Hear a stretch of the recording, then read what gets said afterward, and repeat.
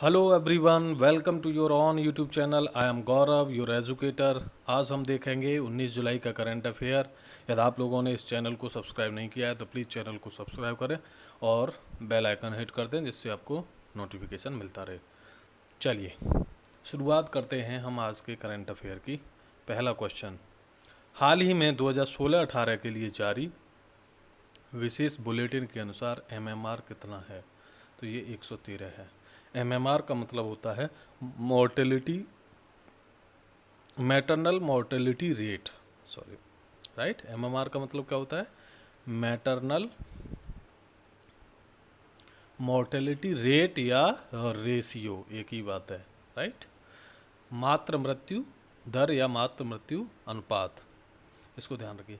ये जो बुलेटिन है वो ऑफिस ऑफ रजिस्ट्रार जनरल के द्वारा ये जारी किया जाता है, भारत के ऑफिस ऑफ रजिस्ट्रार जनरल के, ठीक है।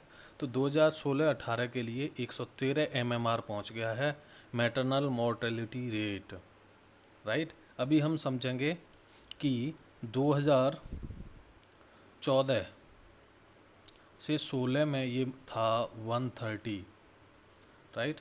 2015 से 17 में ये पहुंच गया था 122 और 2016 से 2018 में ये कहाँ पर आ गया है? 113 पर, 113 पर आ गया है, राइट। जो सस्टेनेबल डेवलपमेंट गोल है उसका, यूएन का जो सस्टेनेबल डेवलपमेंट गोल है तीसरा, जिसमें एमएमआर की भी बात की गई है थर्ड गोल में, उसको लाना है 70 पर, राइट। 70 पर 1 लाख।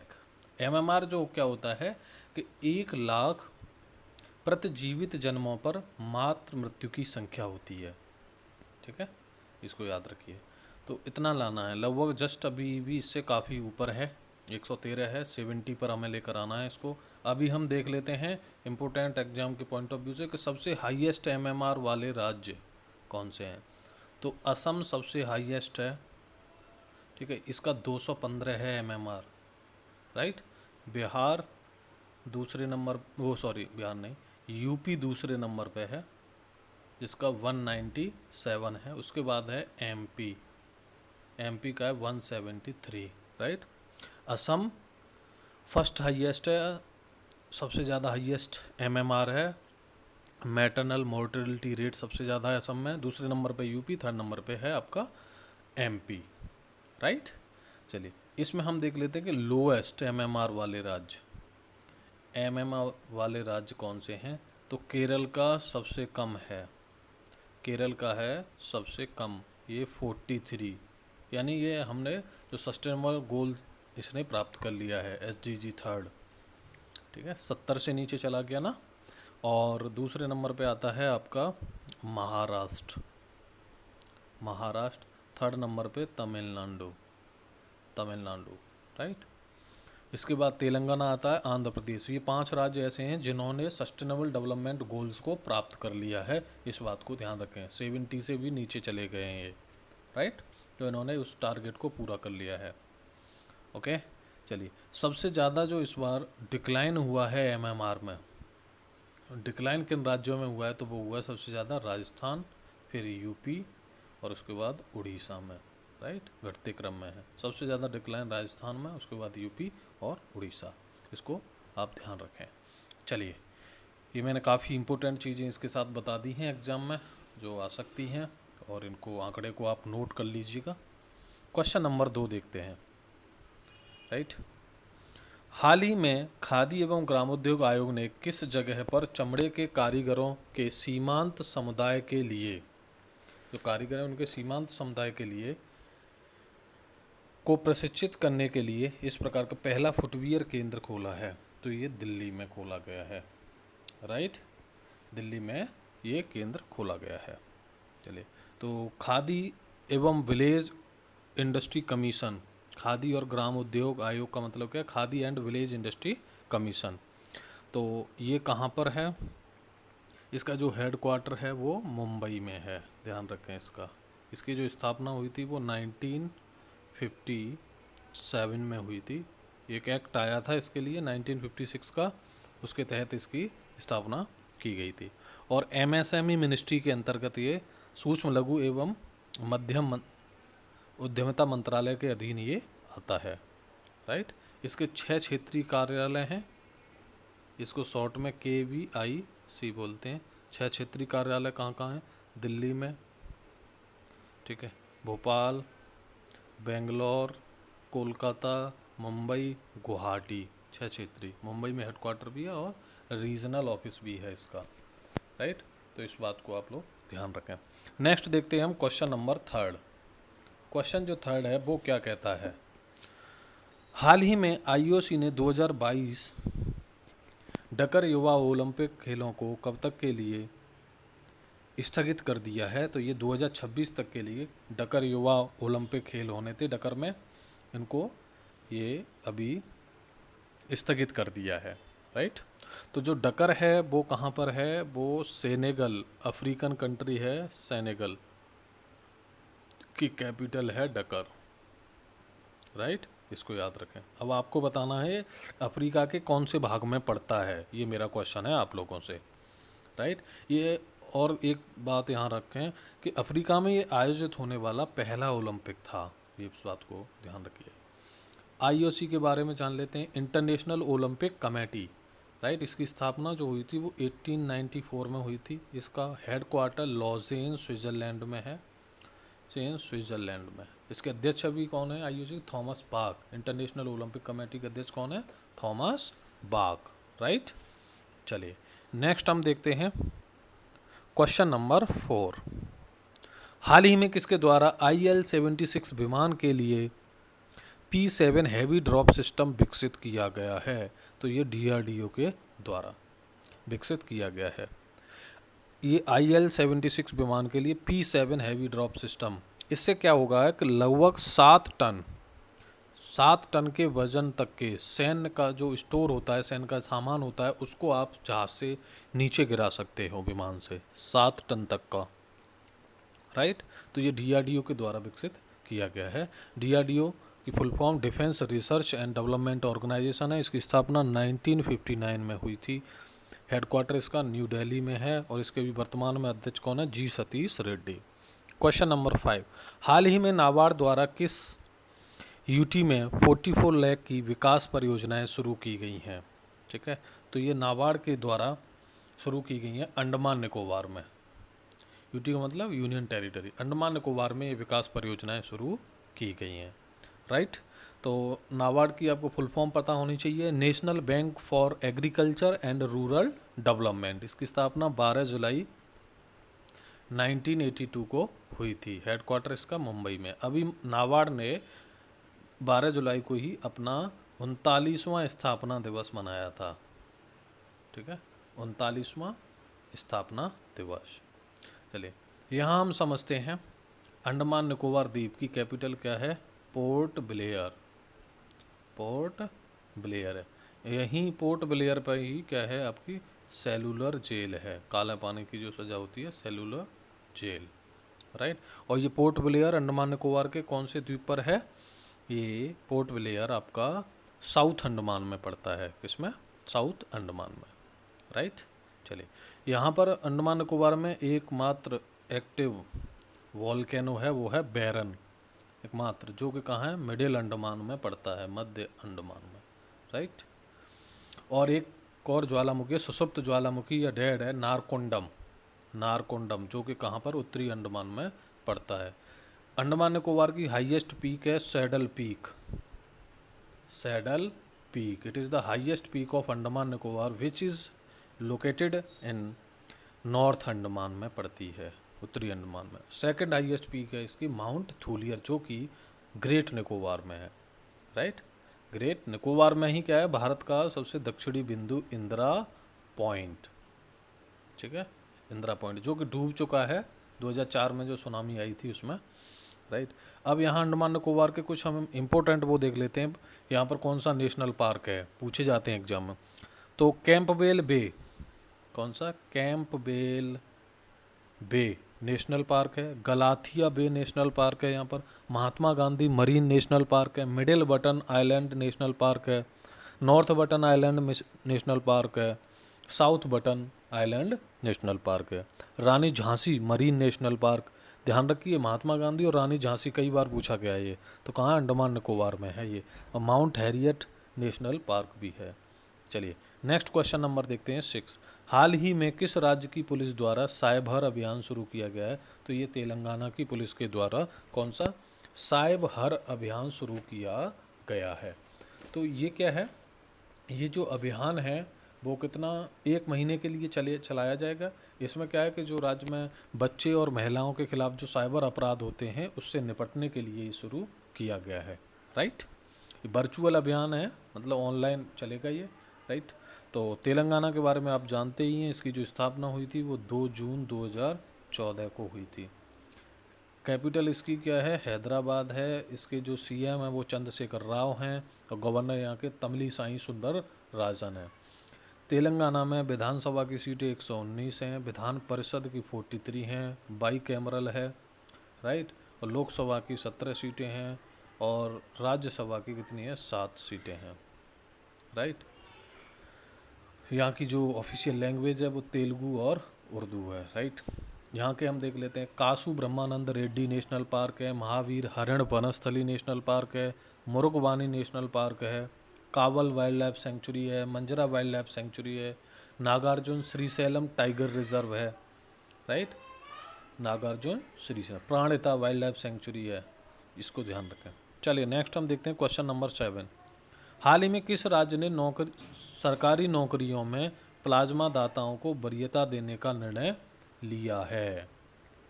तो ये बहुत ही अच्छा स्टेप लिया है। ये किसने किया है, ऐसा निर्णय जो लिया है वो असम की सरकार ऐसा निर्णय ले रही है। ठीक है, जो भी लोग हैं जो प्लाज्मा डोनेट करेंगे, राइट, तो उनको सरकारी नौकरी में क्या दी जाएगी, वरीयता दी जाएगी। चलिए इसमें क्या क्या लाभ मिलेगा कि जो लोग सरकारी नौकरी में जिनमें इंटरव्यू होता है तो उसमें क्या है, अतिरिक्त मार्क्स इनको मिलेंगे। इसके एक प्रमाण पत्र भी मिलेगा इसका, जिन्होंने प्लाज्मा डोनेट करेंगे। आपको पता है दिल्ली के बाद असम ने प्लाज्मा बैंक बनाने का घोषणा की थी। राइट, और सरकारी जो योजनाएं हैं उनमें भी वरीयता देने की ये विचार किया जा रहा है। अच्छा एक बात और है, जो लोग दूसरे राज्य से आएंगे, दूसरे स्टेट से प्लाज्मा देने के लिए यदि आते हैं तो उनको राज्य अतिथि गृह की सुविधा दी जाएगी ठहरने के लिए, और जब वो वहाँ से वापस आएंगे तो फ्लाइट का टिकट भी दिया जाएगा। इतनी सारी सुविधाएं दी जाएंगी। राइट, असम की कैपिटल क्या है, दिसपुर है। असम के सीएम कौन है, सर्बानंद सोनोवाल। गवर्नर कौन है, जगदीश मुखी। राइट, ये ध्यान रखिएगा। असम में मानस और दिब्रू सैखोवा बायोस्फीयर रिजर्व है। कौन सा, मानस बायोस्फीयर रिजर्व है और डिब्रू सैखोवा ये भी बायोस्फीयर। कंचनजंगा नेशनल पार्क है, नमेरी नेशनल पार्क है, औरंग नेशनल पार्क है। मानस और डिब्रू सैखोवा ये बायोस्फीयर रिजर्व भी हैं और नेशनल पार्क भी हैं। राइट, तो आप इसको ध्यान से रखिए दिमाग में। चले नेक्स्ट हम देखते हैं अगला क्वेश्चन नंबर है 8। हाल ही में चर्चित APT-29 जो कि द ड्यूक्स और कोजी बियर के नाम से भी मशहूर है, क्या है? राइट, तो ये रशियन का हैकर्स का समूह है। ये द ड्यूक्स नाम से भी, द ड्यूक या कोजी बियर भी इसको बोला जाता है। ठीक है, तो ये ग्रुप क्या करता है, खुफिया जानकारियाँ इकट्ठी करता है। जैसे सरकारी राजनयिक थिंक टैंक होते हैं, स्वास्थ्य सेवा और ऊर्जा संस्थानों को लक्ष्य बनाता है। ये सरकार है किसी देश की, राजनयिक थिंक टैंक हैं, राइट, इन सबको ये क्या बनाता है, लक्ष्य बनाता है। और ये क्या करता है, ये तकनीकी का ज़्यादा प्रयोग करते हैं ये लोग। तो APT-29 वैश्विक स्तर पर संस्थानों को लक्षित करने के लिए क्या क्या काम करता है ये, वेल मैस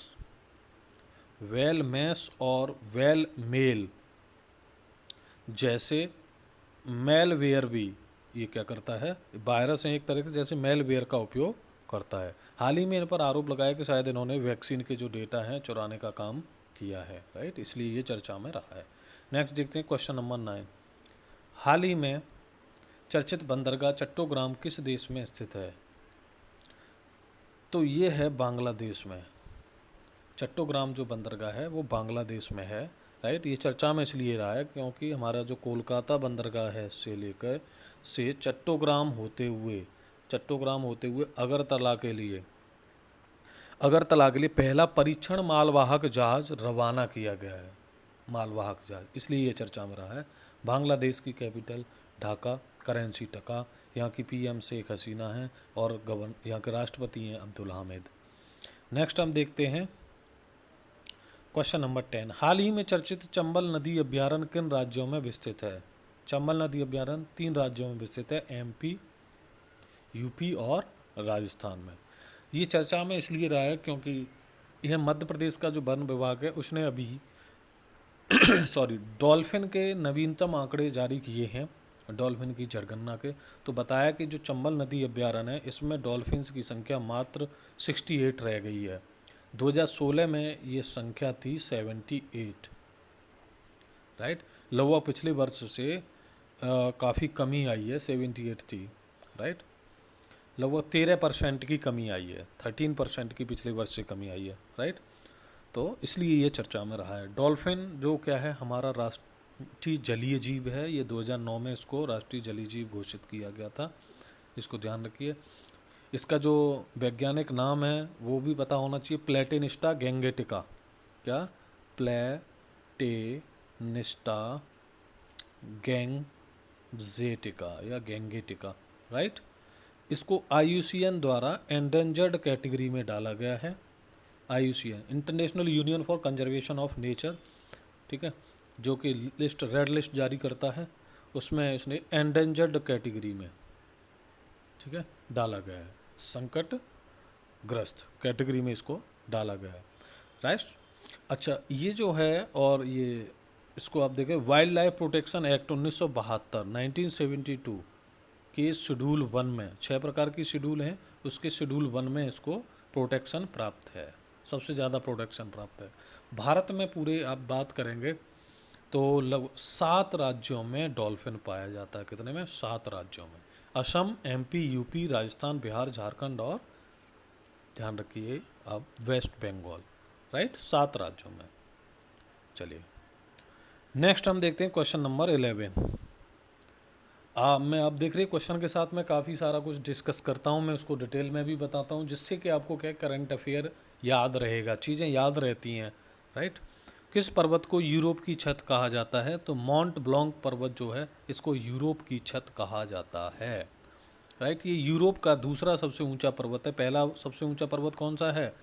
माउंट एल्ब्रुस जो पर्वत है वो सबसे ऊंचा पर्वत है। इस माउंट ब्लॉन्क को वाइट माउंटेन भी कहते हैं, और ये इटली तथा फ्रांस की जो सीमा रेखा है वो इसकी शीर्ष से होकर के गुजरती है, इस पर्वत के। चलिए नेक्स्ट है क्वेश्चन नंबर 12। हाल ही में कोच्चि पोर्ट के किस टर्मिनल की भारत के पहले ट्रांसशिपमेंट बंदरगाह के रूप में परिकल्पना की गई है? तो ये कोच्चि जो पोर्ट है उसके वल्लार पदम टर्मिनल की पहले भारत का पहला ट्रांसशिपमेंट बंदरगाह के रूप में परिकल्पना इसकी की गई है। अच्छा, यहाँ पर आपको समझना है कि ट्रांसशिपमेंट का मतलब क्या होता है, राइट, तभी आप जानेंगे ना।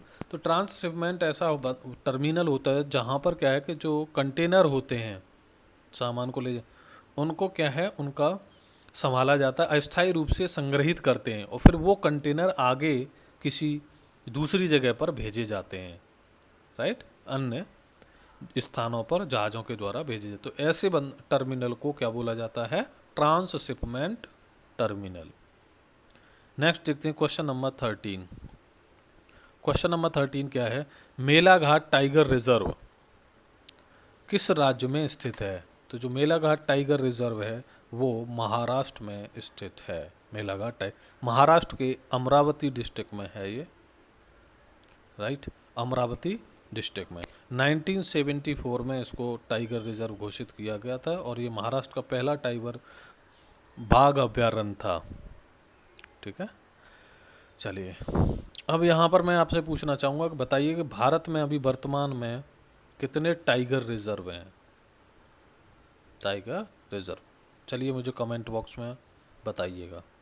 Question number 14। अच्छा, यहाँ पर थोड़ा महाराष्ट्र के बारे में जान लीजिए। महाराष्ट्र के CM कौन है अभी? उद्धव ठाकरे। और यहाँ के गवर्नर कौन हैं? भगत सिंह कोश्यारी, राइट। और महाराष्ट्र में चंदौली नेशनल पार्क है, गुंगामल नेशनल पार्क है, नवेगांव नेशनल पार्क है, पेंच नेशनल पार्क है, संजय गांधी नेशनल पार्क है, तदोबा नेशनल पार्क है, कोनार वाइल्ड लाइफ सेंचुरी है, लोनार वाइल्ड लाइफ सेंचुरी है। चलिए क्वेश्चन नंबर 14, हाल ही में तहरीक तालिबान पाकिस्तान के किस नेता को यूएन द्वारा ग्लोबल यानी वैश्विक आतंकवादी घोषित किया है? तो ये तहरीक तालिबान ये एक आतंकवादी संगठन है, तो इसका जो हेड है अभी मुफ्ती नूर वाली महसूद को क्या कर दिया है, यूएन के द्वारा ग्लोबल आतंकवादी घोषित कर दिया गया है।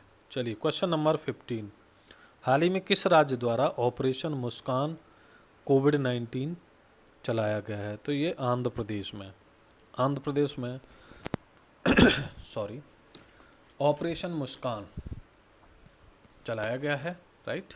तो ये 1 वीक का ऑपरेशन है, 1 वीक की ऑपरेशन चलेगा। इसमें जो गुमशुदा बच्चे हैं उनकी तलाश की जाएगी और उनको छुड़ाया जाएगा, मतलब जो कि कहीं बाल श्रम में लिप्त तो नहीं है वो, उसके खिलाफ है। जो बच्चे प्राप्त हुए उनका कोविड-19 टेस्ट भी किया जाएगा, राइट। तो ये आंध्र प्रदेश ने ऐसा ऑपरेशन शुरू किया है, इसको ध्यान रखिए। आंध्र प्रदेश की कैपिटल अमरावती, यहाँ के जो सीएम हैं वाईएस जगनमोहन रेड्डी हैं और यहाँ के गवर्नर कौन है, विश्वभूषण हरिचंदन, राइट। चलें नेक्स्ट हम क्वेश्चन देखते हैं, क्वेश्चन नंबर 16, हाल ही में चर्चा में रहा भागीरथी इको सेंसिटिव जोन का विस्तार कहाँ से कहाँ तक है? तो गुरुमुख से लेकर के उत्तरकाशी। भागीरथी इको सेंसिटिव उत्तराखंड में पड़ता है ये, गुरुमुख से लेकर के उत्तरकाशी तक। नेक्स्ट है क्वेश्चन नंबर 17, हाल ही में चर्चा में रहे ऑल वेदर 4 धाम प्रोजेक्ट के द्वारा किन तीर्थ स्थलों को आपस में जोड़ा जाएगा? तो ध्यान रखिए 4 धाम प्रोजेक्ट के द्वारा यमुनोत्री, गंगोत्री, बद्रीनाथ और केदारनाथ के द्वारा जोड़ा जाएगा। ये 12,000 करोड़ रुपए का सरकार का ड्रीम प्रोजेक्ट है, जिससे उत्तराखंड के सभी नेशनल हाईवेज़ को, जो डैमेज्ड नेशनल हाईवे हैं, उनको ऑल वेदर रोड में कन्वर्ट किया जाएगा, राइट। लगभग 1100 किलोमीटर के का ये हाईवेज़ होंगे, इनको डेवलप किया जाएगा। चलिए क्वेश्चन नंबर, ये हो गया आपका 17वां क्वेश्चन नंबर। अच्छा चलिए आज हमने इतने ही क्वेश्चंस रखे हैं, ओके। तो